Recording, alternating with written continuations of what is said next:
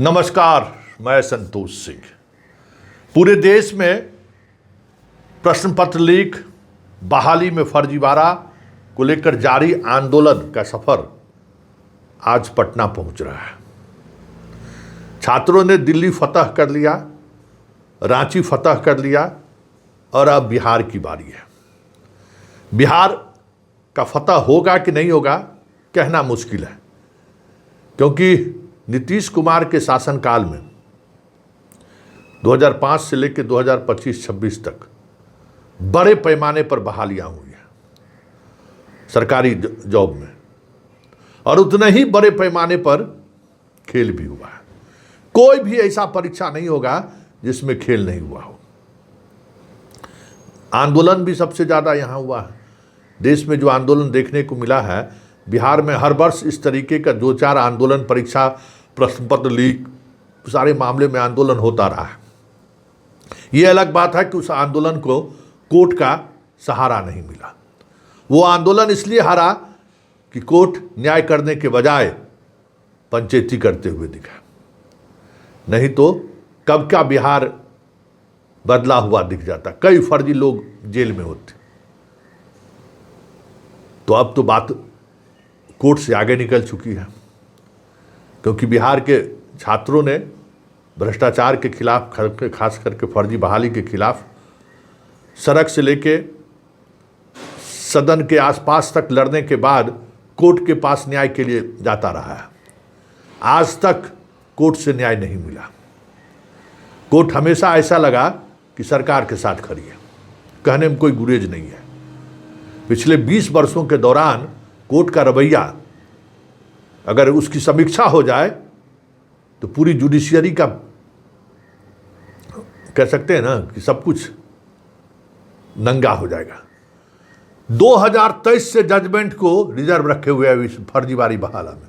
अब सोच लीजिए, 2018 से जजमेंट को ये लोग रिजर्व रखे हुए इंजीनियर बहाली को लेकर, क्योंकि अगर वो जजमेंट होगा तो सरकार के गिरबान पर हाथ चला जाएगा। ये स्थिति है। कोर्ट से न्याय नहीं मिला। अभी कंप्यूटर वाले में 2 साल की लंबी लड़ाई के बाद कोर्ट कहती है कि जो जो फर्जी है उसको आप पार्टी बनाइए। विद्यार्थियों को कहता है, समझ गए? तो चल रहा है बात। 70वीं बीपीएससी में जो खेल हुआ तो सबको पता ही है, और 70वीं बीपीएससी का अब रिजल्ट भी आ गया है। छात्र ज्वाइन भी कर दिए हैं। लेकिन आरटीआई के तहत जो तीसरे नंबर पर जो छात्र है, अगर वाकई में कॉपी वही है, तब तो बीपीएससी कुछ कहने की जरूरत है नहीं। अगर वही है, बीपीएससी को खंडन करना चाहिए कि वो जो आरटीआई में जो सामने आया है कॉपी, वो नहीं है। और अगर है तो फिर तो बहुत बड़े स्तर पर खेल हुआ है। इसका जवाब तो बीपीएससी को देना चाहिए। हर बात पर वो जवाब देते रहते हैं, इस बात पर भी जवाब देना चाहिए। तो बिहार एक ऐसा केंद्र है जहाँ के छात्र पिछले 20 वर्षों से सड़क से लेकर लाठी डंडे, कितना बार लाठी डंडा खाया है बिहार के लोग। दिल्ली में क्या कहते हैं, आंसू गैस के गोले छोड़े गए, वाटर कैनन छोड़ा गया। राष्ट्रीय मीडिया भले उसको नज़रअंदाज कर दिया हो, लेकिन झुकना पड़ा सरकार को। झारखंड में भी यही हुआ, हेमंत को झुकना पड़ा। 2014 से लेकर अभी तक की सारी परीक्षाएं रद्द करनी पड़ी। बिहार में भी यही हाल है। बीपीएससी का डीएसपी, एसडीएम सब फर्जी, सब जान रहा है कि फर्जी है, लेकिन कार्रवाई नहीं हो रही है, बर्खास्त नहीं हो रहा है। फर्जी वाले सबको बचा कर रखे हुए हैं। एक डीएसपी की कहानी जानते ही हैं ना, अपने डीएसपी बना फर्जी तरीके से, बहन के शादी के लिए गया जिसके यहाँ, उसको भी डीएसपी बना दिया, एगो को एसडीएम बना दिया। मतलब पूरा खानदान को उसने नौकरी दे दिया। पकड़ा भी गया, जेल भी गया, सस्पेंड भी हुआ, सस्पेंशन टूट के फिर खेला कर रहा है। लेकिन बिहार जैसा आंदोलन का, कह सकते हैं कि मिजाज रखने वाला छात्र हार गया, क्योंकि सिस्टम, सरकार, न्यायपालिका सबके सब मिले रहे। कहीं से दूर दूर तक जो है न्याय की कोई उम्मीद नहीं थी। और ये जो कह सकते हैं कि ये जो एज ग्रुप था, उस एज ग्रुप में भक्ति, भारत, पाकिस्तान, हिंदू मुसलमान, गौ हत्या, गौवध, लव जिहाद इतना भर गया था ना कि ये लोग टिक नहीं पाए। आज नए सिरे से महासत्याग्रह की शुरुआत हो रही है गर्दनीबाग में, और हमें लगता है कि इस बार आर पार की लड़ाई होगी, क्योंकि बिहार फतह का मतलब है देश का फतह।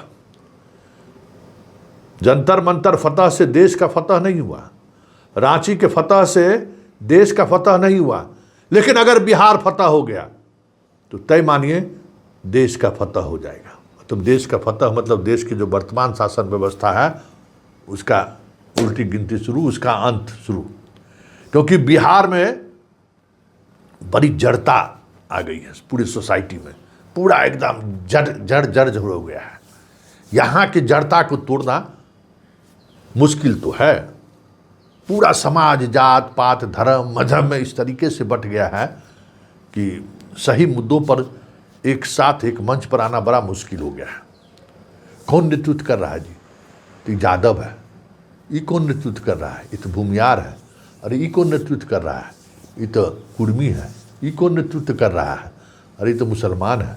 अरे अरे अरे ना ना ना ना, मतलब नेतृत्वकर्ता को देखता है कि नेतृत्व कौन कर रहा है, कौन अनशन पर बैठा है, कौन जात है। इस तरीके से बिहार के आंदोलन को नेताओं ने कमजोर किया। जेपी आंदोलन के बाद इस प्रदेश में कोई आंदोलन नहीं हुआ। क्यों? जेपी आंदोलन वाले लोग ही कुर्सी पर बैठे हुए थे। उन्होंने सबसे पहले विश्वविद्यालय में बिहार के शिक्षकों का वाइस चांसलर बनना रोका। उसके बाद बहाली में बिहारी की संख्या को नियंत्रित करना शुरू किया, और धीरे धीरे स्थिति ये कर दिया कि अब बिहारी छात्र, खास करके सवर्ण छात्र जो आंदोलन में सबसे ज़्यादा बढ़ चढ़ कर हिस्सा लेता है, उसका प्रतिनिधित्व ही खत्म कर दिया। यही रणनीति था ना कि भाई जो जनरल सीट है ना उसमें कम से कम जनरल के लोग आए, और कम से कम जनरल के लोग आएंगे तो जो आंदोलन आवाज़ उठना ना, जो कॉकरोच वाला जो दिमाग है वो कॉकरोच वाला दिमाग लगेगा नहीं। ऐसा तो हुआ नहीं। तो बिहार बहुत मुश्किल टास्क है, छात्रों के लिए भी और आंदोलनकारियों के लिए भी। और बिहार फतह हुआ और जांच हुई तो एक भी पदाधिकारी जो इस पूरे खेल से जुड़े रहे हैं और कई मंत्री बेऊर जेल के अंदर हों तो कोई बड़ी बात नहीं होगी, क्योंकि बड़ी स्तर पर बिहार में खेल हुआ है भाई। हर परीक्षा में 30 से 40% सीट जो है भगवान के भरोसे रहा। और सरकार देखिए, आंगनबाड़ी सेविका का बेटा डीएसपी बन गया, 4 उदाहरण देके लोगों का चुप है। देखिए रिक्शा चलाने वाला का बेटा जो है सो एसडीएम बन गया। ऐसे ऐसे 2 4 5 उदाहरण देकर जो आंदोलनकारी हैं उनके मनोबल को तोड़ता रहा है। कई तरह के हथकंडे बिहार में अपनाए गए हैं। जाति एक हथकंडा है, गरीबी एक हथकंडा है, उसके बाद कोर्ट एक हथकंडा है। ये सारे अवयव जो हैं बिहार के आंदोलन को कमज़ोर करता रहा है।